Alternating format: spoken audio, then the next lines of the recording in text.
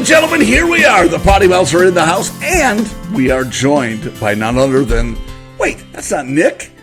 It is our buddy Bill Taylor. Bill is in the house covering for Nick, who, as you may know, is out hitting the countryside all over the world, it seems like, camping with his family. Bill is kind enough to sit in, and we are delighted to have you, brother. How are you? Wow, thanks.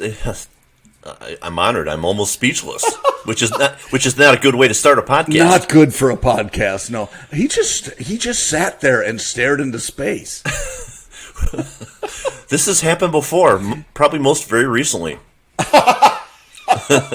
Well, not with Nick and me. There's usually no lack of talking, and I won't say who does most of it, Nick. But that's okay because today we are going to get a chance to hear things from your perspective. And if you don't know Bill has a, and I won't go into your full resume, which I do happen to have right here, but Bill has a storied career in the automotive industry, and he's been a good friend for a long time. He was a client of mine for some time and contributed to my earning a living, so I still need to thank you for that. And but we had a lot of fun. We, my goodness, did some tours across the country. Gosh, 22 cities, I think, one of them. And I don't know if you hit them all, but I sure did. Oh, no. No. Yeah. Boy, oh boy, was that ever interesting. But anyway, Bill has a great history, and it's really kind of led to, even in retirement, as young as he looks, I know you're surprised, people, that Bill is retired. Those of you who are watching, he has extended his hobby life into the automotive realm, and I'd love for you to just talk a little bit about that to start us off, if you would, Bill. Vehicle Nanny is the name of his entity. Yeah, thanks, John. Well, first of all, I had to go back in time and figure out how long we've known each other. I think it's 11 years now. 11 years. So that's when I met you on that tour, that magical musical tour or whatever we were doing. But, I think anybody who knows John knows that you're the star of the show, and you were terrific and always have been. So blah, blah, blah. Okay, enough of that. Man, I just threw up in my mouth. Yeah, really. Just kidding. But no, seriously, thank you for having me back. I was here about almost exactly 3 years ago at the start of this so-called retirement journey. Retirement's such a nasty term because it makes it sound like you found your recliner and a TV and you're all set. And that's not me. That's not me at all. And you know that. But my wife says I'm rewired, not retired. So I'm going to go with that. Yes, beautiful. Yeah, but anyway, you've alluded to it. I've been a car guy my whole life. I had a wonderful teacher with my dad who was an engineer for General Motors and brought home all these cool trucks throughout his career. I jumped into mine. We had like 3 years overlap in the industry. Cool. And but never in the same spot. Sure. He was part of the white sock crowd, and I was not. So I never knew that you actually overlapped. And were you weren't in the same location or anything? Oh, gosh, no. No, I was in the service side of Chevrolet at the time. He was on the truck engineering side of it. Yeah. There was one situation where I had to represent Chevrolet at an arbitration hearing with a Suburban with a vibration problem, and that was his vehicle that he worked on. So right before the hearing, I called him. I said, hey, anything I should know about this? So he asked me if had the dealer done this, or that. I go, no. He goes, pull that truck out of there, go get it fixed. And so, sure enough, I did what Dad said to do, and the customer kept the vehicle. They were thrilled. It was not a hard fix, and wow. And then he retired on me, so I lost my resource. Well, no, but you could at least take full credit for that one. Oh, I sure did. Are you kidding? Yes. I'm not. What are you going to do? Say, oh, my dad told me how to fix it, right? It doesn't work. Exactly. Yeah. But no, I just came up with it. Yeah. No. But anyway, so yeah, had a great fun career there, and then obviously had a lot of hobby cars along the way, and when I got out of corporate life, I just wanted to follow my passions and see where they took me. And originally, I was going to open up a warehouse to store classic cars, because in Michigan, guys and gals that own these collectible cars, they don't dare drive them in the winter. That's right. And They're so everywhere too. that was my plan. So, toward in 2019, I was looking for warehouses. I already had the name. I bought the URL called Vehicle Nanny because at the time, the nanny takes care of your baby. Yes. Right? And, well, COVID and everything else came up. So I decided to turn my attention to being the nanny who nurtures your automotive experiences and interests by writing about it. And so I started the blog on vehiclenanny.com. I just posted my 86th article yesterday, and away we go. But it's led to some other cool things, John. And, I just love engaging young car enthusiasts to make sure that they don't lose the love. They don't get discouraged. I've been to some car shows where the old timers kind of discourage these younger folks from bringing these cars in that are near and dear to those kids, but these old guys think they're junk, and it's not the case. And these guys forget where they came from when they brought their near and dear cars to these shows, and their dads were like, "That's not a 40 Buick, so it can't be any good." Exactly. So, but it's led to awesome. some. Yeah, it's led some really cool things, John, and obviously I've been able to stay in touch with you over the years, and then get into the college side of things as a guest lecturer to teach automotive history, and then that led to a couple of automotive summer camps, and then one or two other things. So it's been fun. I'm busier now, it feels like, than I ever been, but I'm doing everything I want to do. Yeah. As opposed to things you have to do, yeah.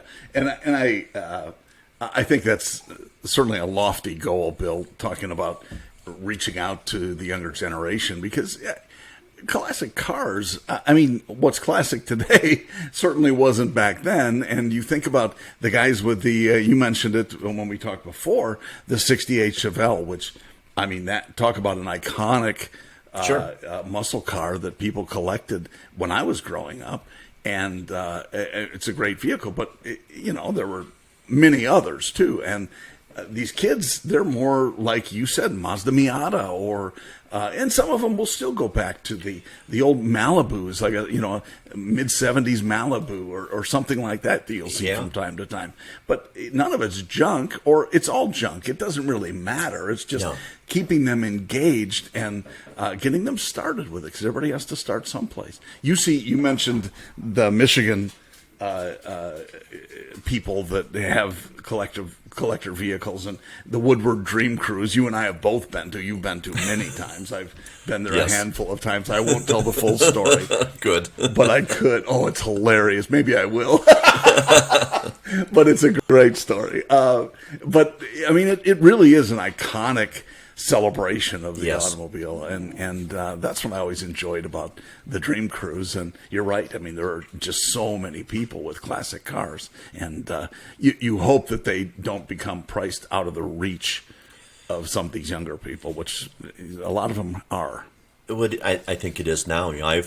I'm in between my fun cars because of exactly that, because of the way the market is today. But it isn't just about classic cars, it's about just the love of cars. And it can be about how do you personalize your current vehicle.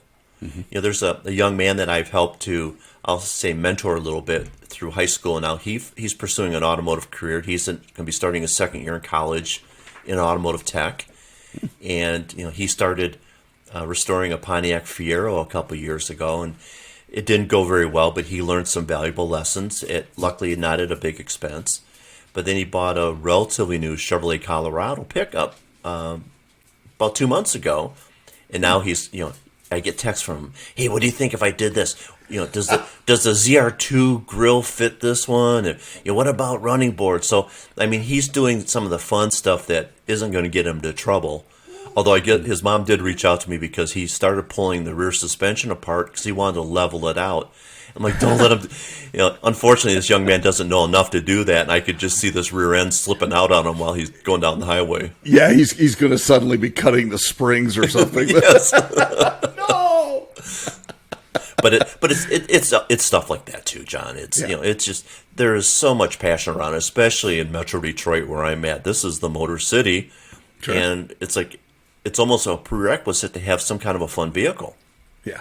Yeah, no doubt. And there are many of them around. And you have, and as you said, it's not just classic cars. You have been the owner of several very cool vehicles. One was the truck that I saw you in at the Dream Cruise, and I do have some video that I'm not going to share. Thanks. But it was hilarious because, well, it was funny just because I'm in a mutual friend's car, his Corvette, and we're cruising and it's fine. And Bill pulls up next to us and just did let's say a single finger greeting. And it was, and it could have been this. It could have been the Andy Griffith greeting, that they used to do in Mayberry.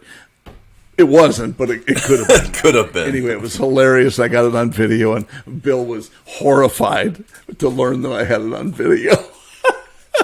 And it was just a funny memory. But you have had other vehicles, in particular, at least one, more than one, maybe. Your Mini.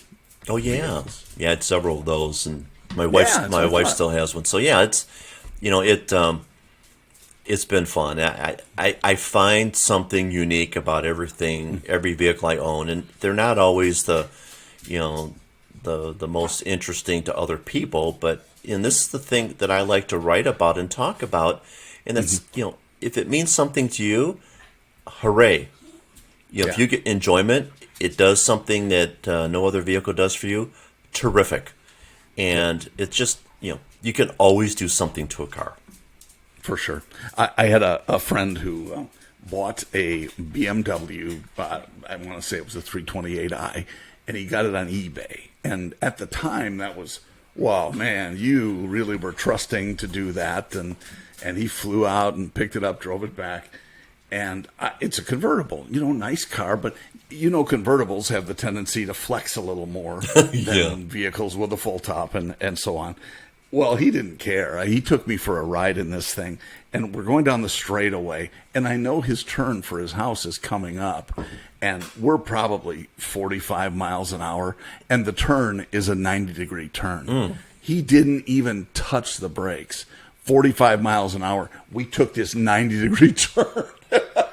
I about flew out, buckled in, of course, but about flew out of the car nonetheless. And he just had this smile on his face because he knew BMWs and knew how they handled and knew he was going to scare the heck out of me. So it was fun for him, I'm sure, but it was something I'll never forget. It was really cool, and that was one of his vehicles, like you said. It doesn't matter what it is. If you get enjoyment out of it, you're all in.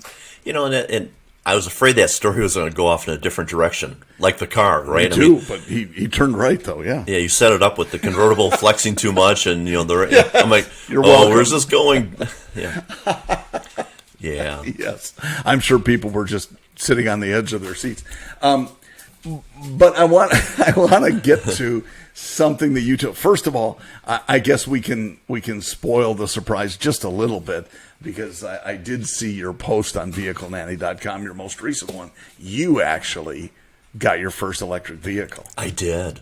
You want to touch on that, or you want to just keep it a surprise for people to get them out to the? Oh no, let's just blast it out there. So, again, because of the way the market is right now, I was looking at a BMW convertible, Pontiac Solstice, something fun, and they're just not as reachable as I'd like them to be financially right now. So I thought, I need something fun, and one of the things I enjoy doing in the mornings is when I'm not walking and listening to PoddiMouths. Well done, sir. I'll ride my bicycle, and most of the things around me, about 3 miles, 5 mile radius, I can do almost anything. We have a neat little downtown. We've got, my coffee shops and whatnot. But I wanted to venture out a little bit further. And I thought it'll be fun to get a convertible, and I can just go do that. But again, unattainable. Then I thought, well, what else is there out there? And I thought, I'm going to get an electric vehicle. And, I know you love electric vehicles, or the concept of it, because, you have no problem with range anxiety or charging them. But I found the perfect vehicle whose range far exceeds my daily commute. And it was an electric bike. Oh. You had us going. Yeah. Ha ha ha. No. So, well, that's cool though. So, but talk about it. How, I mean, it's your commute, so it's not that big a deal. You can plug it in, and obviously you don't need to gas up anywhere on the way. But maybe talk a little bit about it, because there's quite a. Well, never mind. They have the bean burritos at that one restaurant. But if it's interesting because there's quite a wide variety of availability with electric bikes these days. You're not kidding. And it's funny because I never really even thought about it, but I took a motorcycle class with my son in May because he needed to get his motorcycle endorsement. Mm-hmm. And I thought, well, it's something I've always wanted to do too, so I took it with him. I found out I'm really not as comfortable on a motorcycle as I thought I could be. Learned a lot, but I learned also that it's not for me. But I love the idea of it. So this was kind of a combination of checking all these boxes, being able to do more. And then I got served up all these ads for electric bikes. And you're right, there's a ton of builders for them. And and I researched them pretty well. And some of them, the support after the sale was not terrific. Where the seller kind of disappears on you. So I found this manufacturer who's in the Seattle, Washington area. Been in business 5-6 years, has sold a couple 100,000 of these bikes, and had a really nice selection of them. I found one that fit my larger frame, and it's considered a cargo bike, so the back end of it is really right now is like a flatbed, which I'm going to now build a box for the back. Of course you are. Is it going to dump? Is it going to be a dump box? It is now. I'm an idea guy. I can't execute, but gosh. I can give you ideas. Yeah, so now I can carry all my bounty from my travels, and but yeah, so these are supposed to have 45-mile range. I guess you would almost consider it a hybrid if you were going to compare it to a car, because the electric motor is built into the rear hub, and you can pedal the car on your own. So there's your normal power. You can use the electric assist, and I'm here to tell you. You do that, you're barely pedaling. It just takes off on you. Mm-hmm. Or you can go 100% electric, in which case it tops out at 20 miles an hour, which is pretty fast on a bicycle. Yeah, right. And I understand there's a hack that you can do on the controller to get it up to 25. Wow. But and I'm guessing by next weekend that will be in play. I just got mine on Sunday, so I just assembled it, rode it, a little bit, and I went out of town on vacation. So I'm itching to get out on it again. But it's going to be, I think it's going to be fun. It's going to be something different. It's going to be something I can personalize. So, it is a vehicle, so the vehicle nanny can play with it a little bit. The nice thing about it is, it was relatively cheap, definitely cheaper than a BMW Z4 would be, but and I dare say a little bit more economical overall. But I'm looking forward to it. It's going to be a different kind of adventure. If it doesn't work out, it doesn't work out. But it's all about new experiences. That's awesome. Yeah. Well, and I think it's the way. Interestingly enough, as much as I was going to ask you, are you going to have like the vest with the patches on it and stuff? But I went into our local Harley Davidson dealership, and they are selling these. I think they're called Serial 1 electric bikes, and so that's. I don't know if they're looking at it as a entry level into the motorcycle line. I don't think so, but I think they're more looking at it as reaching out to a different consumer that would never set foot in the Harley dealership otherwise. Yeah, so I don't know if you caught this. Yeah, but the training I took was through a Harley dealership. Yes, right. You did mention that. And they did a phenomenal job. I've been around some terrific trainers like John Quaddy. These guys did a phenomenal job both in the classroom and on the course.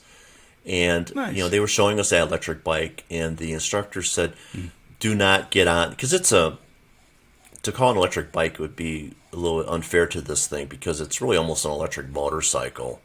Mm-hmm. And he said, don't make that your first motorcycle experience, because, electric vehicles have high torque. You're off the bat. Sure. So they're impressive. I looked at them over. They're not cheap, but you're going to get what you pay for, most certainly. But you talk about the Harley vest and everything else. So as we were doing our road test at the Harley dealership, these guys from the Harley Owners group, which I realize the acronym is HOG. Yes. Yeah, I'm sorry, Lucky. Lucky's upset I'm making that noise. Oh, Lucky. Yeah. But they were waiting for us to finish our test because they wanted to recruit us to their group. And so we all circled around them afterwards, and they're telling us all about these cool, group trips they take and everything else. Sure. Any questions? And I go to raise my hand, and my son looks over at me. He goes, "Please don't. Please don't."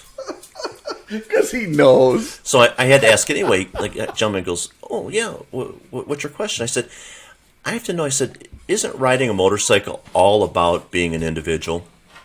He goes, "Absolutely." I said, "Then why do you guys all dress alike?" Boy. Oh, boy. You just reeled him in, didn't you? And what did he say? He kind of chuckled. He goes, "There's one in every crowd." That's their pat answer. Yeah, probably is. But it's, I get it. Well, it's definitely a good club. It's, let's face it, they built some nice bikes. I think you've got one or you've had one. Yeah, I do. Yeah, I do. Yeah, and it's interestingly, you talk about that, and I'm actually considering joining I am a member of Hog because I ride a Hog.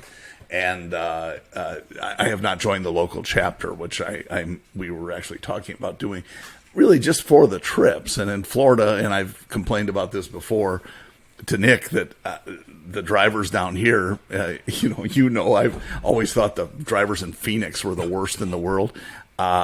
They come to Florida to retire. When they get bad enough, they can move to Florida and drive even worse. And so it's the long and the short of it is it's not as safe as I would like it to be out riding the bike. And so if you go with a group and they've got a pre-planned route and so on, then it's a little better. So anyway, we're thinking about that. Safety in numbers, definitely safety in numbers. Safety in numbers, indeed. That's right. I'm going to look like there was, oddly enough, an actor on,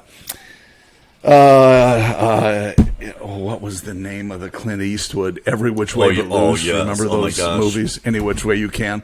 The actor who was a biker, bad beard, not a handsome man. His name was John Quaid. Get out. And no, John. He misspelled the first name. But John Quaid, and he is. You can check him out on YouTube or on Google rather. He is. We could be twins, and so. Anyway, pretty funny, and this is apparently the road I'm going down to become just like my namesake, John Quaid. Yes, exactly. You wanted to talk, we were talking about EVs, and I wanted to touch because I know you said at the summer camp, automotive summer camp, to some of the campers, and these are young people, right? High schoolers. Yeah. Okay, so... But you had a conversation with them about EVs, and I think a lot of us, Bill, are under the impression that everybody wants an EV and everybody young is moving in that direction. Yeah. And I don't want to spoil it, but I mean, you actually took kind of a survey, asking about what their take was on EVs. Would you mind sharing that? Because it really surprised me when we first talked about it. I'm going to hold you into suspense for a moment while I let my dog out of this room. Yes, Lucky! So I apologize for that, folks. Dog. No, that's fine. I'm going to, in the meanwhile, tell you about Lucky, because Lucky looks very similar to our dog that we just put down about a couple months ago, and he's the sweetest thing. He is like, I was just saying that Lucky is like a smaller version of Indy that we just had to put down a couple months ago. Sorry to hear that. And he's just, it's part of owning a dog. You know that. Yeah. It's you love your pets, but at some point it's all over. So I think if people lived 12 or 13 years and pets lived 70, 80, 90, they would be a lot nicer to us, I'm guessing, but I don't know that. Or they'd be putting us down. Hey, well, I gotta put Bill down. He's got that bum hip. Okay, I'm sorry. Well, that's awesome. Lucky, we will miss you, but he was our best audience member at the time. Yeah. Tell us what you learned from some of these young campers. So, as I talked about, I cover off automotive history, so I look at the 120 years of automotive. It's not a deep dive; it's a glossing over the decades and the things that changed along the way. So I showed them basically from 1900 to current day, what's been changing, what are the trends, and of course the most current trend is going electric, and how likely by 2035 most car makers are going to be 100% electric, or so they claim. So of course I asked them, and it's not just this group of high schoolers, but as I would go in front of the college students with the same curriculum, ask the same question, got the same penetration of response. Only 4% of the students asked or answered saying they would consider buying an electric vehicle. I would ask them, are you in for this electric future? And I got which shocked me. And it was, so this is 5. I see what you did there. It shocked you. So 5 different groups, and this is what we got. And so the high school group, because it's a camp, we had them right after I gave my overview. We went outside, and one of the other instructors did a walk around on her Tesla, did a great job, and welcomed all the objections. And so I heard things like, they don't sound, beefy like a V8. They are slow. You can't go very far. All those things that they're thinking about. And then the big thing was, you can't customize them. You can't modify them.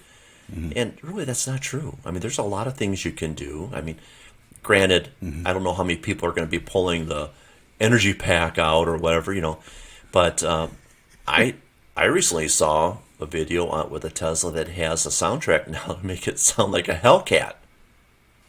Oh, and funny. There's evidently speakers like in the front wheel wells, and it has the rumble as it pulls away. It's like, well, it doesn't.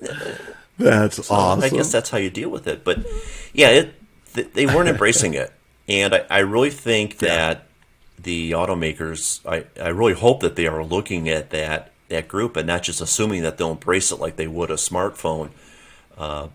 There's, I think, the same objections across all demographics. And I'm sorry to interrupt, because I think this is a key point.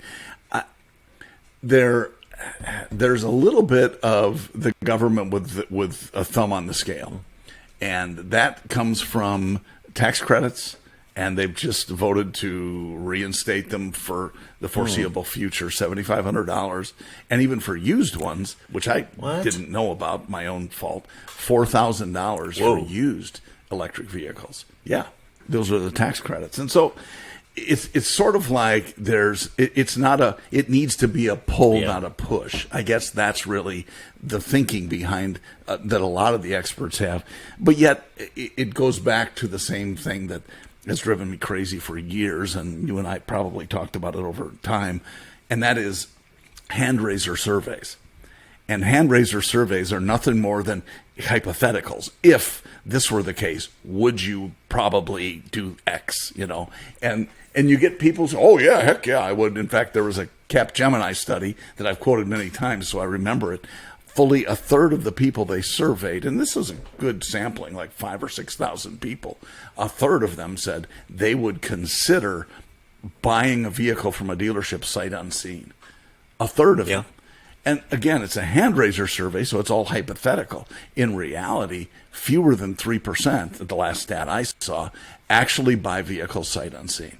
So what happens is you start preparing to change processes for reasons that aren't obvious and don't even come aboard to something you would consider, where you say, well, this is coming, so I know I need to. Well, they've been saying that honestly since before I knew you. 15 years ago, people or more were saying, this is the future, dealers aren't going to be around, and this is how it's going to be.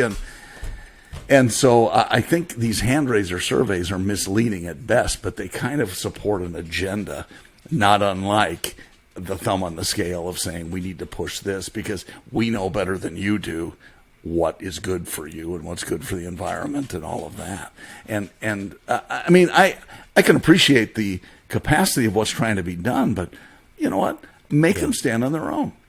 I told you about the Tesla Plaid channel on YouTube that I follow, and this guy is the coolest guy. Ken is his first name, and he goes to these drag race events all over, mostly Florida, and I got to go see him at some point. But it is just amazing to see him race, because he will blow the doors off a Hellcat. And no offense if you're a Hellcat lover, he will blow the doors off those cars. And it's a 10-second quarter-mile car, under 10. And you just don't see that. You can't.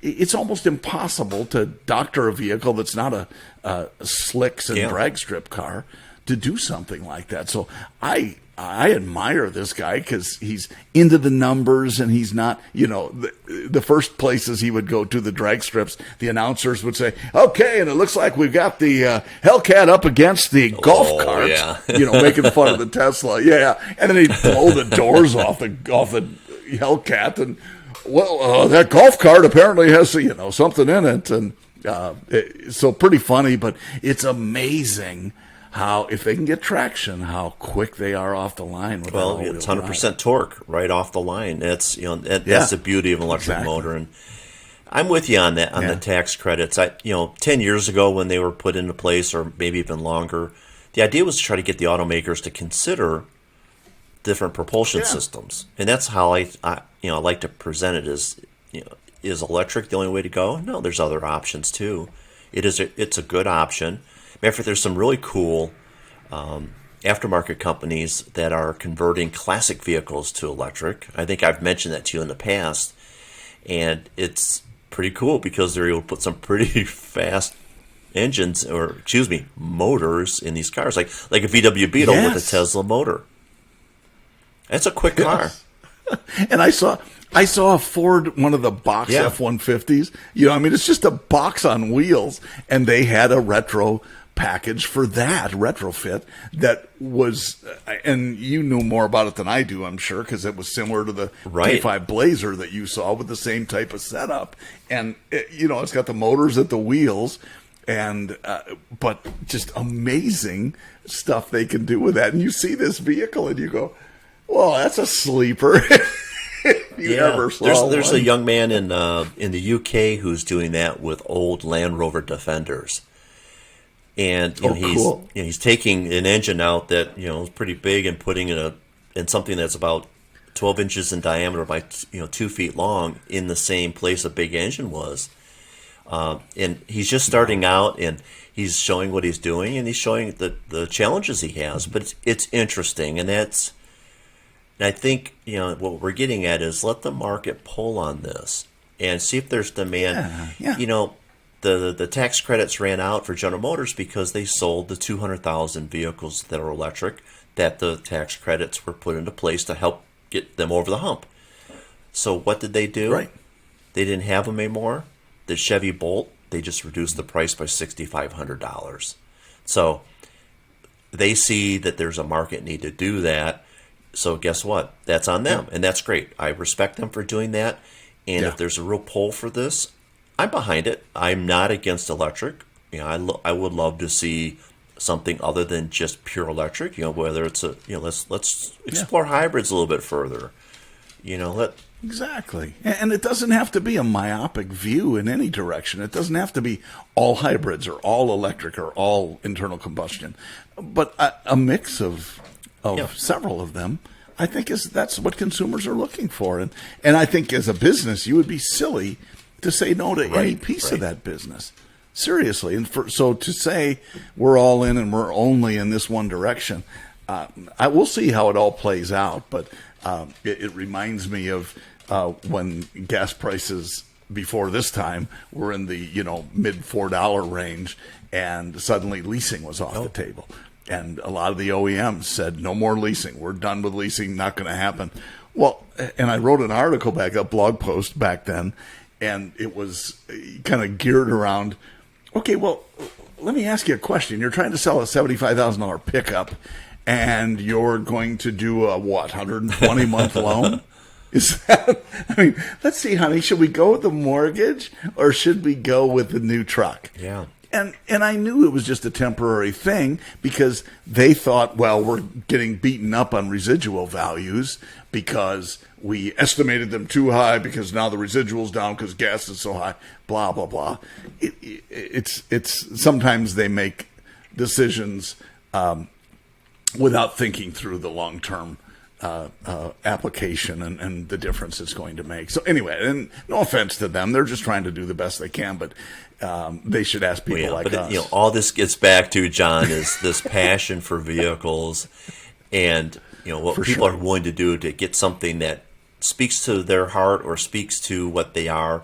Let's face it, some people buy more than they should because they're trying to make a different kind of statement. But for those who are trying to do this the right way, who are looking at it as not just transportation, but kind of a special piece of transportation, then that's great. But holy moly, 84-month loans is becoming the norm. Average payments now in the $700 range a month. I mean, gosh, in my head, it's like, I'm not paying more than $20,000 for a car, and it better be under $200 a month. Well, that was 1987, It was. Well, you were a high roller back in '87. Well, that would have been a luxury car for me, but yeah. But I don't think somebody should become car poor. I think you need to have what suits you. You can, whatever suits you, you can make it yours. And that's what I'm all about. Hey, you know what? You're absolutely right. And pre-owned, it should not be off the table for a lot of people. And it's not these days because they're having such a hard time getting new units. But I have had some in fact, there's one in our driveway that great pre-owned vehicles that I've really enjoyed. Now, I've leased a lot of vehicles too, Bill, over the years. And Nick and I have talked about that extensively. But I've had a whole bunch of cars like you have over the years. And it's just kind of fun to go back. And they're, fewer than half of them were new. And there's nothing wrong with a nice pre-owned vehicle. And what if it breaks down? Okay, well, it breaks down. But it's all goes into the expense of ownership. That's, whatever that cost is. It's higher with a new vehicle, even though you're under warranty. Cost of ownership is often higher with new than it is with used. Yeah, of course, these days that's not so much the case because you can buy a car and sell it for what you paid for it, but which is just crazy. Gosh, it's unbelievable, isn't it?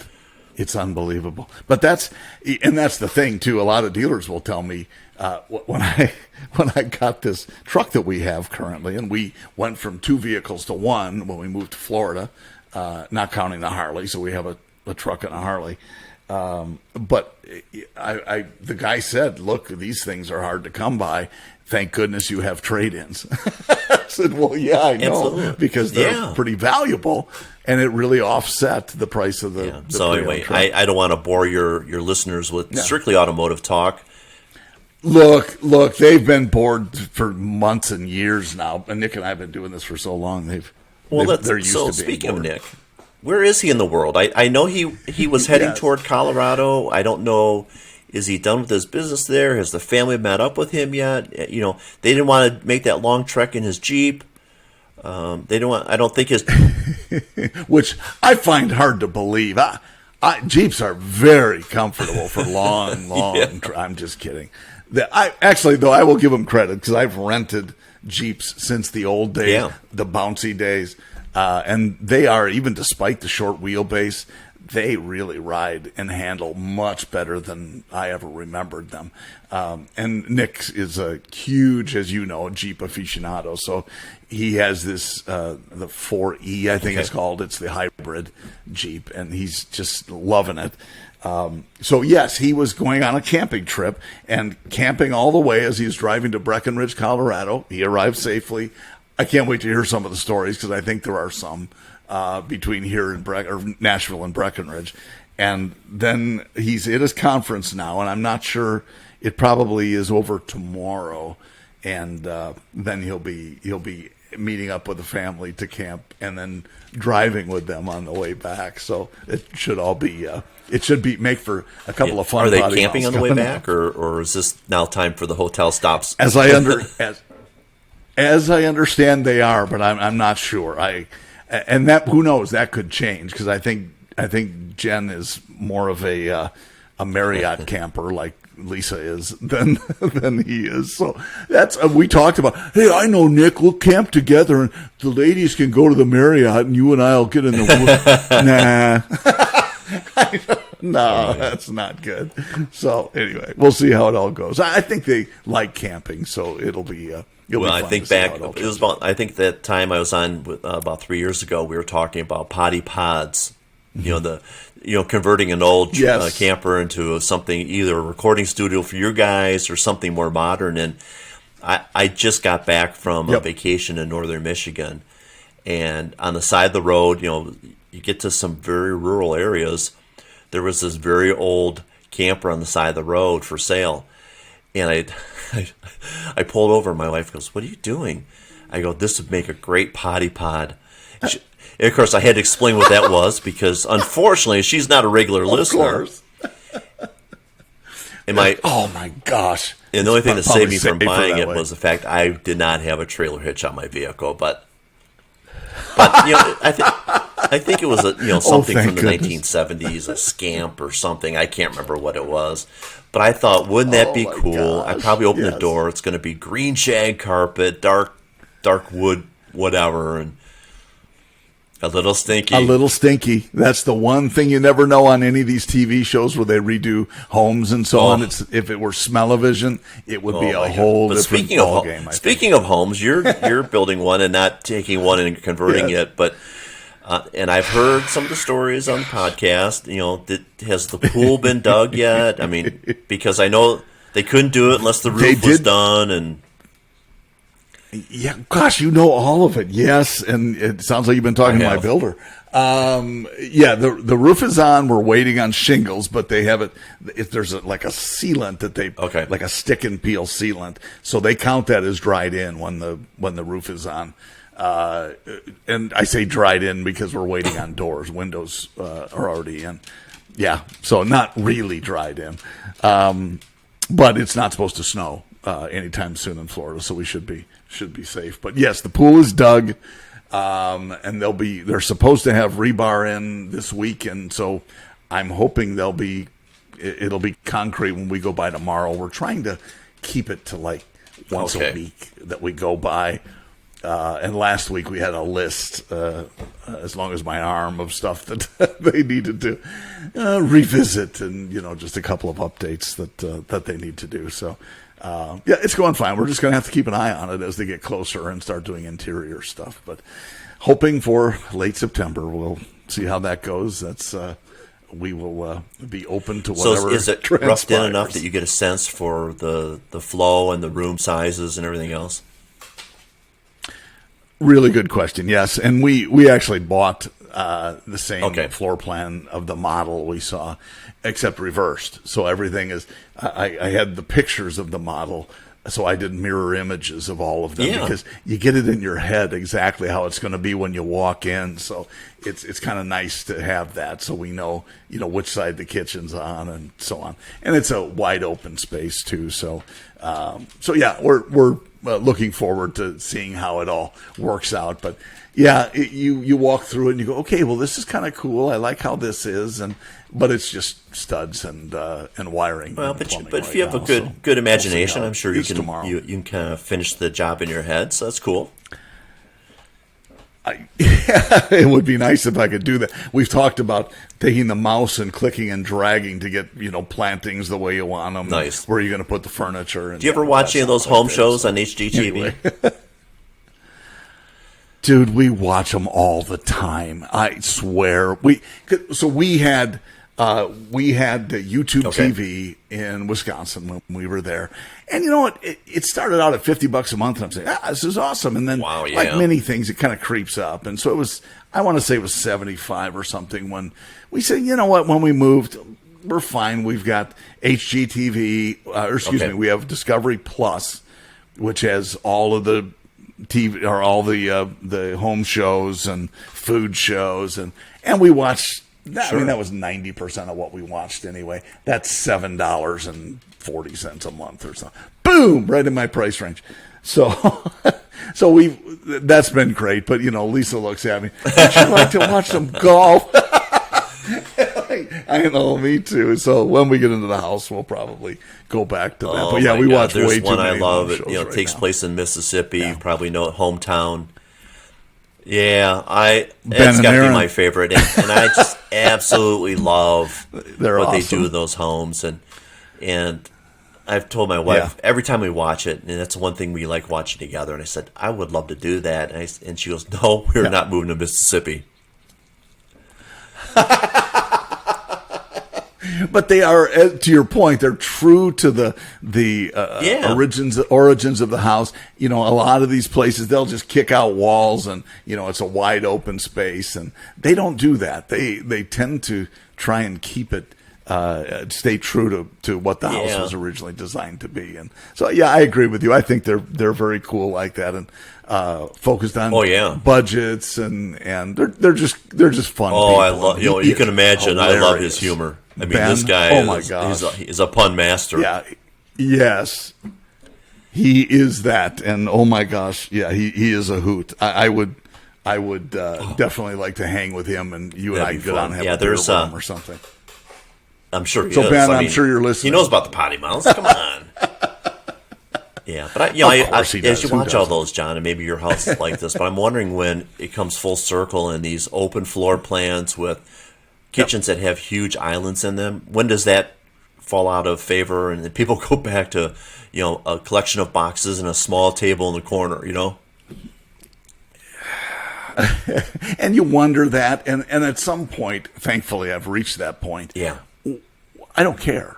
Because I don't plan on being in this. I don't plan on living more than another 70 years, and so. But you know, you have to think about that realistically. Do you want the lifetime metal roof on your house? Not my lifetime. No. What do I care? Exactly. And yeah. So if I win the lottery, you get $1,000 a week or you know, the Publishers Clearinghouse, $1,000 a week for life. That's not that much money. So. I don't care. We do have the massive island, and it's parallel. In fact, it's almost like an open galley kitchen because it's parallel to the back cabinets and countertop. So I'm kind of excited about it because we haven't had that. And we'll kind of see how it goes, but I need the open space and I want the big island so I can, you know, cook. So we'll call it Hawaii because the big island. You're welcome. You're welcome. All right, on the Hawaii notes, let's move things along here. Bill, I got to say thank you so much. It has been great having you on, and I always love to see you, of course, and we don't get to talk enough, but when we do, it's like I appreciate that you reached out because this is one of my favorite podcasts, and I tell you guys that every time, and you do keep inviting me back, which is terrific. But these are topics that I think a lot of people can engage with. I think that and that's the sign of a good show. You and Nick really play off each other well. I certainly couldn't fill Nick's shoes, but he hopefully is listening to this. And as he's driving back from his family vacation, thinking it was in good hands.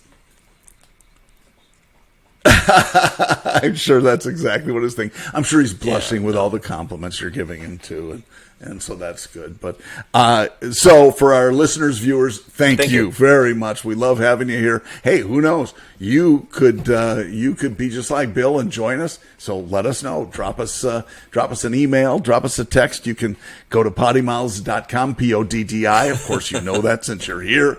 But we'd love to talk to you about that, and don't be afraid to give us comments and weigh in on what Bill and I are talking about. Make sure you go to VehicleNanny.com as well. He's got some Bill is a prolific writer, and I love reading his stuff, and we really connect on a lot of the things that he talks about. You. So again, big thanks to Bill, and thanks to all of you, and we will catch you next week. See ya.